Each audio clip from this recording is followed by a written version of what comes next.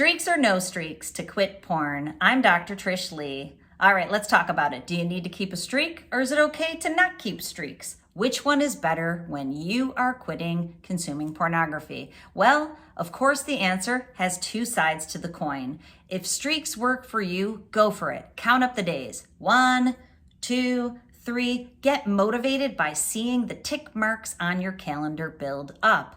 But if that's not working for you, or if it's stressing you out, or if you feel like it makes you have anxiety about not being able to keep going, if it's not working for you, find another way to stay motivated. The streaks are really just to motivate you. So one way to be motivated is to celebrate milestones. So the Super Bowl has just passed, and you can celebrate a clean Super Bowl. You can celebrate a clean Saturday night. Celebrate the milestones and keep moving forward.